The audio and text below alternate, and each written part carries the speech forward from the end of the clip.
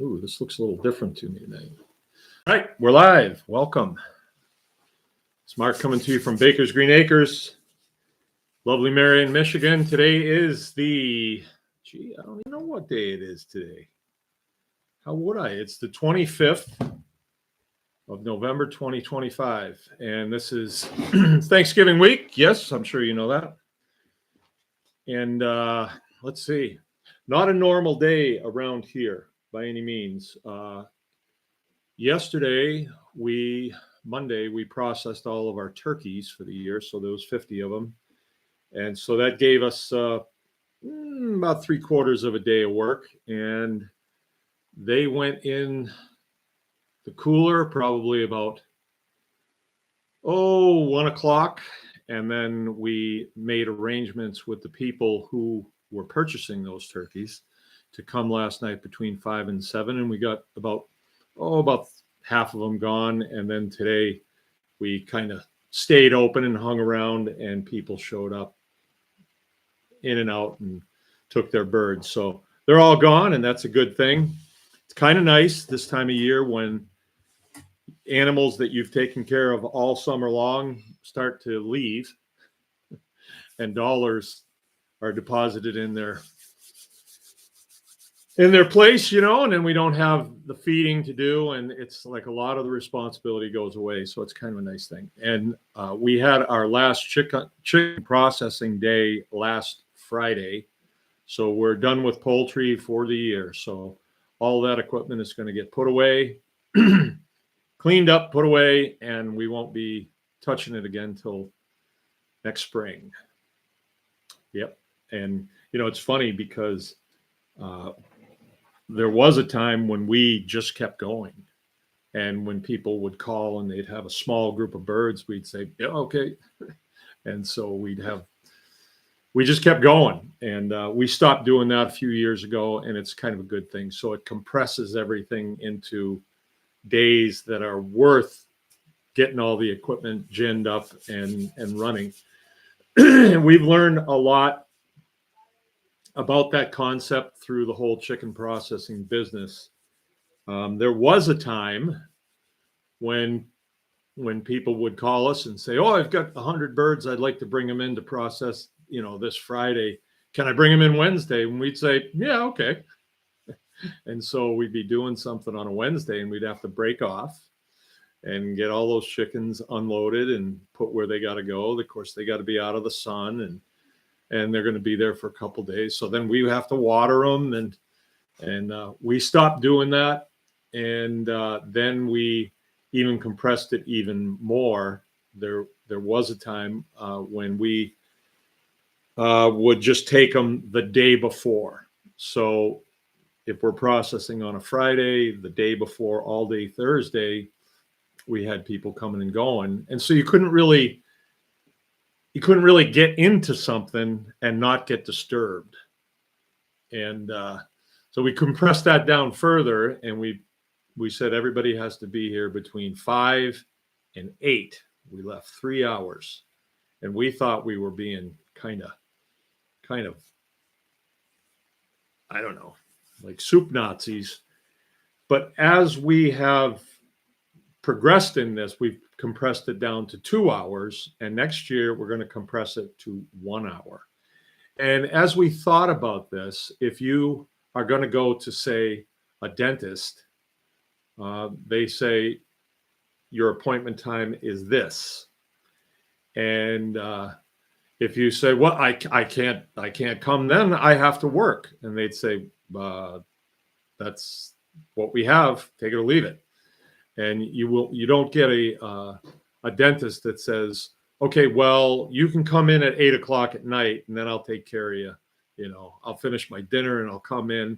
It doesn't work that way. And the service that we're providing, although you don't go to school for a long time to learn how to do it, there's way fewer of us than there are of dentists around. So yeah, we're not hurting for business in the chicken business at all. There's quite a few processors that have gone out this year because of bird flu.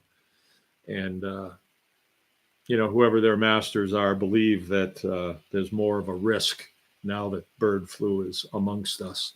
So a bunch of them went out, one of them quite substantial north of us, and we picked up a lot of their business. So we've been very, very busy with chicken processing, 2 days a week this whole summer. And I tell you what, when the last day came, our hired man Brian made us pizzas, and we were all very happy to sit and eat pizza and know that it was the last chickens that we were going to process. So it was really nice. So normally we would have been processing today, but we weren't. So normally I milk on Tuesdays, but Jill stood in for me today, and I am working on a shelter that is down over the hill. It's brand new. It was thought up, I don't know, last winter, and we started working on it maybe 2 months ago, putting the foundation in, and then the hoops. We put hoops up, and then we covered the hoops with steel, and put an end wall in it, and yeah, it came out pretty nice. I think it's going to work really well. Now we've started reconfiguring the fences today so the steers can get into it. And I think it's just in time because we're getting rain out right now. And I don't mind the steers being out in the rain, but tomorrow it's supposed to start snowing. And then the day after that, it's supposed to dip. It's supposed to get cold. So you don't really want wet animals standing out in the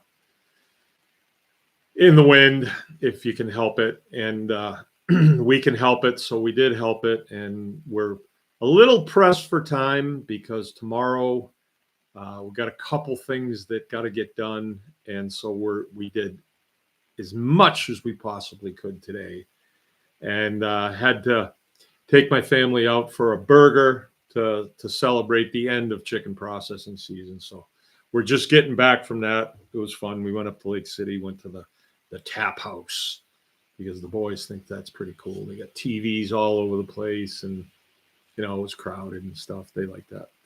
But we did that. Got me an olive burger, my standard fare, and so I'm pretty stuffed right now. Not feeling real talkative, I can tell you that. What do we got? Who do we got here? Let me scroll up and see who's with us. I don't know if it's working. Maybe it is. It says that there's 3 thumbs up already. Well, thank you. There's 4 of you here and only 3 thumbs up. I don't know if this thing really works. It seems a little strange. The topic tonight, let's see, do I have anything else to talk about? Thanksgiving coming up, but I don't need to tell you guys that. Yeah, no, that's about it for anything pressing. The topic for tonight came up this morning. Joe and I both got up pretty early this morning. Had gone to bed early last night, and just, you wake up 5:30 and it's like, yep, can't sleep anymore. So we just get up. Those are kind of good times because we sit out by the fire and just talk and drink a cup of coffee and wait for the sun to come up. And we were talking about how farms used to operate and then how they transitioned. But it really seems as though the key to operating a farm like this successfully, making a living doing it, not just doing it for fun, and not both parents working off the farm just so you can farm. That makes no sense. It seems to be the key to that is not just one thing. It's a lot of things that come together. And as I go through my day, if I have something that I need to write down, I have a notebook that's in my pickup, and I'll just write it down. And I thought of a good topic to talk about, but I don't know if you could make a whole 1-hour sermon about it. Maybe you could, but I didn't think about it that way. I just thought about it as a facet of this topic. And the topic I want to talk about tonight is life on the ark, right? Life on the ark. And I'm referring to Noah's Ark, and I'm referring to a farm that you don't have the luxury of saying, oh, well, the garden didn't produce this year, so I'll just go to the store. You know, if you're on an ark, what you have with you is what you have. If it was a Noah's Ark scenario, right?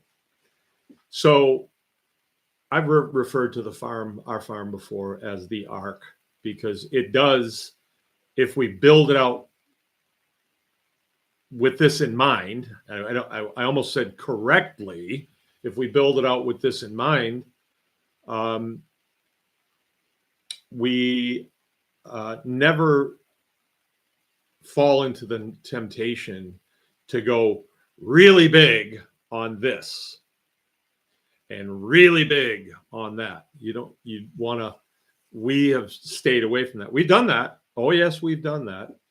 I can give you a couple examples with chicken tractors. We were, at one time, I thought we would be called the pastured poultry people. That was going to be my tagline. It never got written down or went anyplace, but at one time we had 30 chicken tractors that all held 80 birds, and we reloaded them 4 or 5 times per year, 30 of them. So we had a lot of chickens going out on the field. I would go to the post office to pick up chicks, and the stack would be, there'd be two stacks, and they'd be 4 feet high, you know. And we were staggering things much better than we do now, because we don't do that much anymore. I have 5 chicken tractors, 80 per, and we reload them 3 times. That's it. You know, it's easy. We don't deal with the early spring, and we don't deal with the late fall. We did a little this year because we did a favor for some friends. Their flock got wiped out, so I said, we'll do 100 for you, and so that extended us. And I probably was a little bit loose with that. I should have said, oh, that's too bad. You can buy them out of the store. But we did, and it was a tough go because it was a little bit later and we had some tough weather in there. So I'd probably be a little bit careful with that, because we were all expecting, okay, our chickens are done, and then Dad goes and does this, you know. But there's only 2 chicken tractors full, so I should have thought a little harder about that than I did. Anyway, but at one time we had 30 of them, and there wasn't much room for very much else. You know, you were out there twice a day. This is before we were far more automated than we are now. We were hauling water out twice a day, and that's before we were plugged into the farm water system. So it was a lot more work. And then when processing came, it was a lot of work. And then we got into Mangalitsa pigs, and I did it again. I was like, oh, this is it. That we're gonna be the pasture. We're gonna be the Mangalitsa people of Michigan. We'd be the Midwest kings of Mangalitsa. And then our illustrious state started their baloney with invasive species, wound up in a lawsuit. You know, it took 3 years, and the pigs did not move at all. Nobody would touch them with a 10-foot pole. And that hasn't really ever really bounced back. People are still a little afraid of them because they never got the whole story. And, you know, most people are not exactly courageous. As a matter of fact, there's very few people that are courageous. And so we learned our lesson there.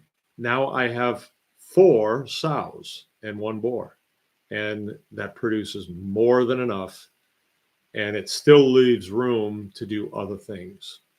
So can you imagine if you had an ark, a Noah's Ark scenario, and you said, well, I'm just going to load it up with chickens? Well, sure would get sick eating chickens after a while, you know. But if you have some chickens, a reasonable amount of pigs, reasonable amount of steers, a reasonable amount of milk cows, like we do. You got your bases kind of covered. So along with along with saying that, there was a time when if we butchered a steer, we sold all the expensive cuts of meat, or whatever people wanted, they got. And then we would wind up with the lesser cuts of meat because we needed the dollars to meet our obligations and stuff. Now it's not like that. Not like that at all. We take the first fruits for our family. So we've sacrificed a long time to get to this place, and the payback is quite immediate, really, when you can fill your freezer with good quality meats and then sell the rest. And when someone comes and says, "Oh, I really wanted this," well, we don't have it. We have this. That's all. What can I say? It's not like I'm going to go out and buy a cow so somebody can get and butcher it so somebody can get, their T-bone steaks that they want. I used to have that mentality, like we have to serve our customers first, and sacrifice when it came to my family. And I'd heard other farm families say the same thing, but we're to the point now where we don't have to do that. It took a long time. So raising steers, for instance, we were buying calves because we didn't have mama cows, so we had to buy calves. And so that was, back then it was $400 to $500, $400 to $600 for a calf, and we were buying them from family members, and it was good. Now calves are crazy. They're $1,200 for a calf that's just a couple days old, and that doesn't even make sense to me. How guys are still making that work, but they are, so good for them. But now we're at the point where we have 10 milk cows, and so we're getting a calf from each one of them every year. They're not Herefords, so it's not a beef breed, but that's what it is. It's a dairy breed, so they don't make the big honking steaks like you're used to seeing, but that's what it is, and that's where it's going to stay. So it's like that's where I'm leaving it right there, because that's what works for us. Like, I'm not going to go out and buy $1,200 calves so I can raise them for 2 years and, try and recoup that $1,200 on the other end. It just doesn't make sense to me, because the price of meat hasn't exactly kept up with the price of steers. Maybe it will. I don't know. It's been a long time since I bought meat from the store. Long time. And now the pig operation it's at a more reasonable, controllable place. We have a better system in place, and we will start butchering this Saturday. We're going to be doing the first one, and I only have 9 to do this year. That's it. Everything else is sold out already. So once those 9 are completed, that will be it for this year for butchering pigs. And then we start on cattle, and it's looking like we're not going to have many of them either. So we're at the place where our market is great, but our supply is in a valley, and there's nothing I can do about it. I'm not going to take money out of savings to go buy cattle just so I make sure I have stuff in the store. This is what I got. Take it when you can get it, or go to the store and get it. It's really okay. So that's a good place to be. And it took a while to get here. And some of the things that served us well along the way were perseverance, because there were times when those around us were kind of like, oh, gee, why don't you get a real job, and you know, like we were just playing around farming, we just didn't really want to go get a real job. But we persevered because I have a calculator, I have a pencil, and I know what the potential was. And it was just a question of being patient and letting things drop into place as far as building a customer base. That just doesn't happen overnight.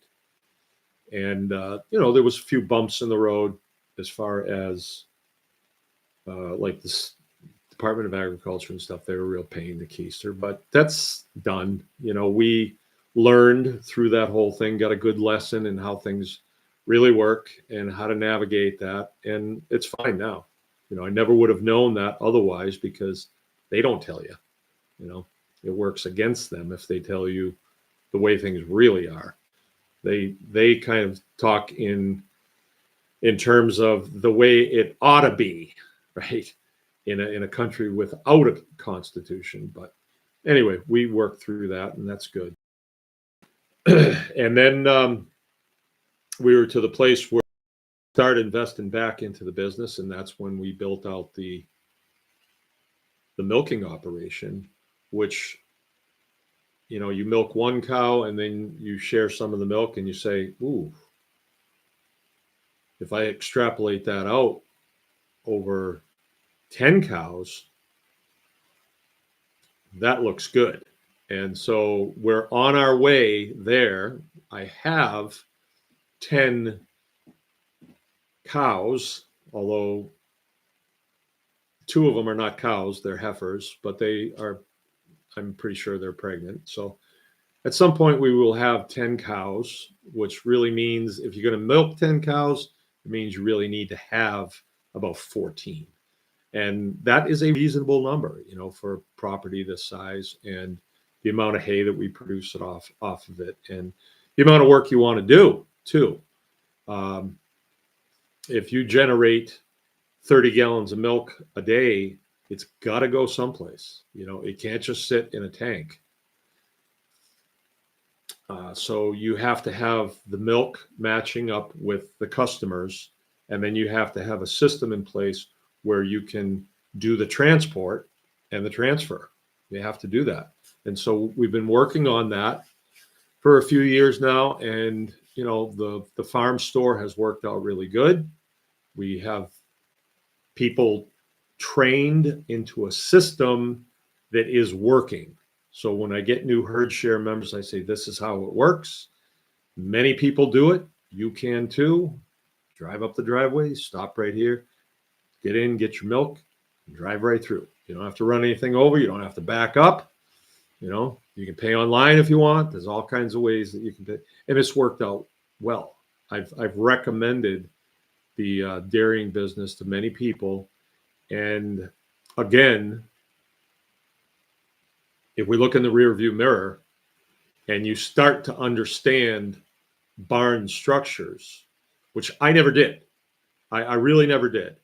One barn to me was the same as another barn. And it wasn't until Aaron Esch came along, and he'd been around here for a long time, but one day, it was Tribe Day, not this past year, but the year before, he started pointing out a few things to me in this barn of why it's built this way and what it's designed to do as far as airflow goes, and what's this part of the barn for. I never knew. And I'd lived here for quite a long time. We've been here 21 years now. 21 years. It's hard to believe. Wow. And I kind of feel like I'm just getting started, honestly, because like the steer operation, we acquired the land next door, and it's a process of fencing chunks of it off so you can graze the cattle in there. And I fenced off another big chunk this summer. I had hoped to do more this fall, but it doesn't look like that's going to happen.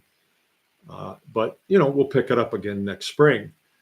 And so your calves go into the steer operation. It's a bull calf, and you castrate them, make them a steer, and then he's in an area that has its own water, has its own shelter, is separated from the other cows, and they're pretty well hands off. About the only thing I do is check their fences to make sure the electric's up. And that's just riding around on my motorcycle. Oh, I got to go check fences. Yeah, you just want to ride your motorcycle. Well, yeah, that too. And I check fences, make sure everything's working the way it's supposed to.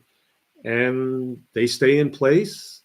They're gaining 2 to 2.5 pounds a day, just out there eating grass, drinking water, swatting flies, and making manure. Right. So it's a nice business when you can, let's say you can, off of a 10 cow dairy, you can add 10 steers per year or 7, So you may have out there 3 groups and of varying ages, and they do fine together. They don't really realize that, hey, I'm older than you, so I'm going to beat you up. They don't do that. There's a bit of a pecking order as far as at the bale feeder, but the smaller ones might have to wait, but they get their fill. And it's really exciting, especially putting this shelter in. This has been a real eye-opener for me because I'm spending time on a piece of my property that I really don't spend much time on. I just kind of drive through. And now I've been spending time there. And it's really neat. It's really neat. I'm looking at the pond, and in my mind's eye, I see the expansion that I've done. I haven't done it yet. And, all the really nice fish that we're going to grow in there and the nice trees that I'm going to plant around it. It's just, it's really exciting. But let's get back to so that was one of the aspects, is perseverance. I'm not sure why I was able to persevere as well as I did. I think it was that quitting was harder, because I can quit right now. Oh, yeah, I quit. Somebody's still got to take care of those animals in the morning. And then what do you do with them? Well, we're going to butcher them. Well, you still got to sell the meat then. You can't just butcher them and think someone's going to come and pick them up, because you still have to market it. And then once you keep going, you keep persevering, because really you must. Like if you're on an ark and you're floating around and 360 degrees around you, there's nothing but water. You can see no land. You have no choice but to persevere. It's almost easier when, I could quit. I could quit right now. I could sell everything and it'd be fine. But I would give up the ark. So the way this could work out on the ark, let's say, I don't remember how many days Noah was out there. Somebody will tell me. How many days was Noah out there? I just don't remember right now. But in this scenario, I'm the captain of the ark. I'm the one that has the final say what direction we're going to go. And not that I don't listen to my crew. I definitely do. As a matter of fact, I will quiz them. What do you think we ought to do here? And just act like I don't really know what to do. What do you think we ought to do? Just to get them to think. They would be like the crew on the ark. Well, let's say I get to the point where I got to appoint somebody else. I got to have them take over the captain's position on this ark, because I want them to get experience while I'm still around to answer the questions. And when they are fully trained to be the captain of the ark, then it's like, hey, can I get a room in the back to just, stay here? And if you got a problem, come knock on my door, and I'm sure I could get a room. So if the farm were an ark, I guess this is the captain's realm here in the farmhouse. At some point, someone else will be living here. And hopefully it's one of my children that's captaining this ark and keeping it going. But I get to finish up here too, and still eat good food and live in a nice place and all that. So it doesn't really have to be that, well, when I can no longer captain this, I don't really even like having this conversation because it's I'm only 65 right now, and that's a conversation for 15 years from now.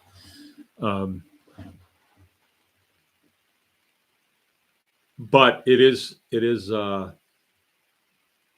nice to think, well, am I going to be here the rest of my days, or am I going to be in a nursing home or something like that? I don't even want to think about that. I want to think the end of my life is here.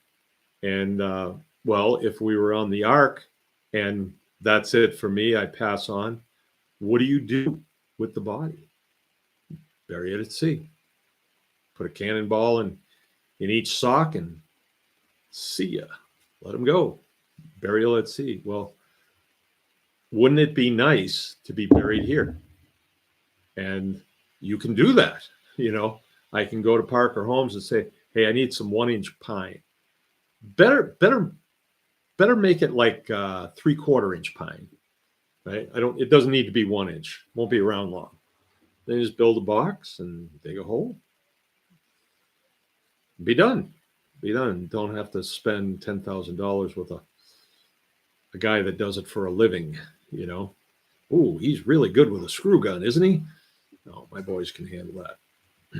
Use the front end loader that I've been using for the last 20 years and the same chain. Lower it down in the hole, push it in. Done. You want to make a headstone, do it. If not, that's fine. Yeah. So the whole thing kind of comes together like that. And I know I jumped to the end of the story kind of quick there. Let's move to the front of the story a little bit. Okay, you've got your beef production, you've got milk production, you've got all your vegetable production, you've got pork production, you've got chicken production. Are we missing anything? I don't think so. Your goat production. And so you've got everything you need to live. And this is your place where you carry out your duties during the day and you maintain everything. It's really a neat setup. I look at this now and how seamless it is. My days, they just go by so quick, and they're very fruitful and motivating, and I really enjoy this. And it's not like my home life is much different than my work life, because a lot of times I'm working with my kids, not all the time, but sometimes, like my kids, they didn't have anything to do today, no processing. And they came down to where I was working on the shelter and said, hey, you need any help? Which I thought was pretty nice. I thought that was pretty damn nice of them to do that. They could have just hid out someplace because I wasn't going to bug them. But they did come and help me for a few hours and put in some H posts, and I really appreciated that. And we spent some time together. We hung out. So life on the ark. And there's many days that go by where we don't leave here at all. I have weeks that I don't leave. All of a sudden I'll realize, hey, I don't even know what day it is. Because usually I have to know what day it is if I'm going to write a check for lumber or nails or plumbing stuff or something like that. But there's time that goes by when I write none. Was it 40 days? 40 days and 40 nights, that's all? That sounds right. Sounds about right. Yeah, I should know that, huh? Oh, I know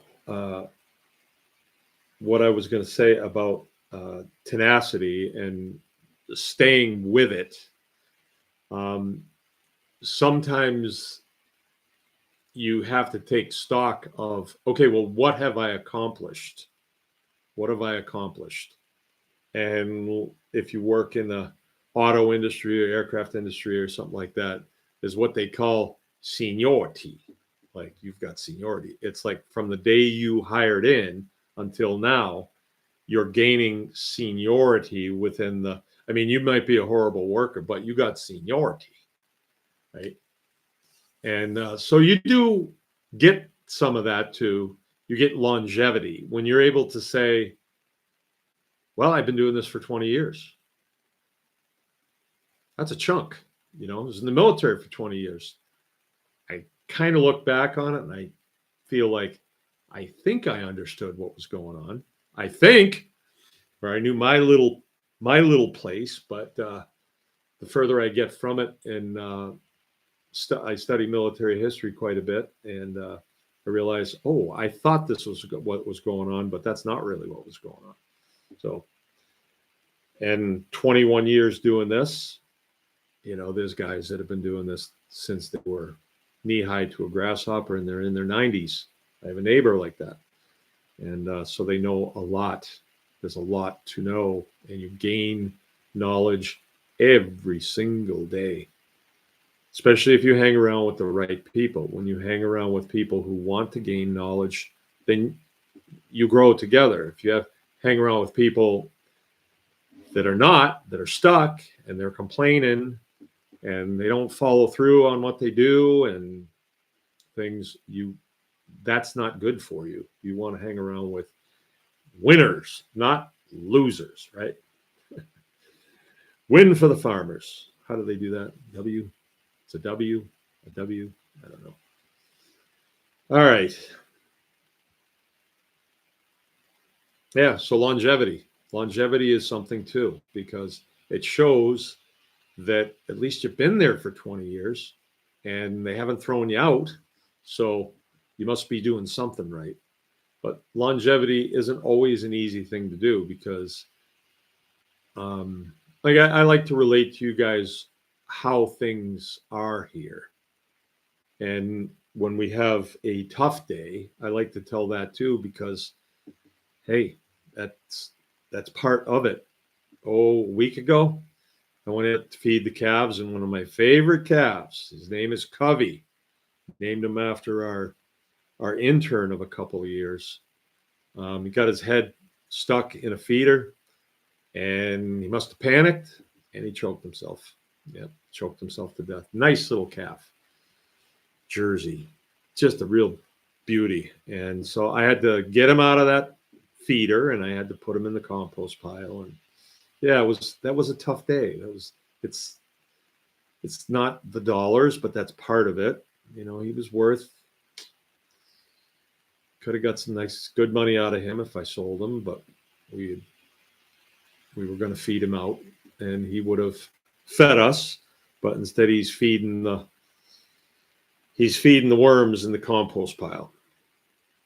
So there are the hard days, but at this point, I've thought through all the terrible scenarios, and if something was so bad that was the end, then I would be okay. I'm not holding on to it that tight. But it would have to be pretty bad because we would continue no matter what. It's like, what do you do? Do you just how do you quit? Something like this. Anyway, that was my kind of my message in a nutshell tonight. Not feeling massively talkative. I have been having some feelings lately about time and urgency. And I can tell you it's not coming from, things that I hear on the internet about things. It's like the internet actually these days is kind of boring because it's the same stuff. It's just repackaged. And, listening to prepper channels anymore, it's just no fun. They're all telling you, hey, World War III is tomorrow. And I've been hearing that for so long, or that something big is coming. You hear that. And it was helpful for a while because I felt like I was getting some inside poop. And it motivated me to be prepared. But anymore, I don't need that kind of motivation to be prepared. Winter is coming. I know that. I want to be prepared for it. I want my animals prepared. I want my animals comfortable and well taken care of. And so I'm motivated for other reasons, really, other than, the end of the world and the apocalypse or whatever it's supposed to be. I can't really even get into that anymore. Just can't. It seems boring to me. And for a long time, it was like, yeah, listen to this. Canadian prepper, I want to hear what he's got to say. But anymore, I've been listening to him in a long time, and I listen to him. I can't tell if it's today's show or 3 weeks ago show, because it's all, get your house in order. And, that's not motivating me. What's motivating me, I guess, is I want to see completion here on this system. I think about Noah's Ark, and it was just a boat. It was a system. You had to be able to move animals around. You had to be able to get some up on top and then get them back below, and all their feed had to be along. There was a lot to engineer and operate, and things don't always work out the way you think they're going to work. And so you have to tweak systems.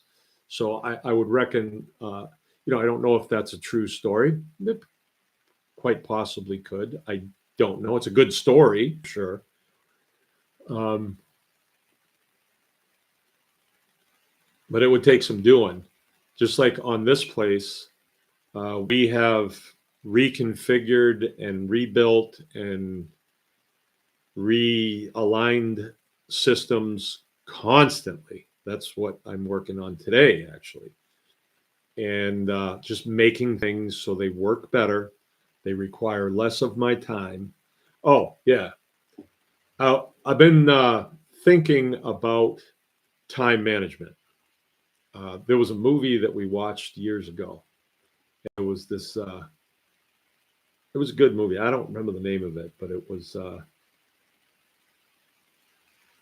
about a freighter that there was a river in Australia, and this freighter would go. There was two competing companies. It was just two boats that were competing for contracts of moving things up and down the river, and the boat captain would always say, time is money, and money's what we're here for. And it kind of stuck with me. And time is money. And I can be going hot and heavy on a project, and I'm making gains, getting ready to do the next step, and all of a sudden I get interrupted. And it can throw you off.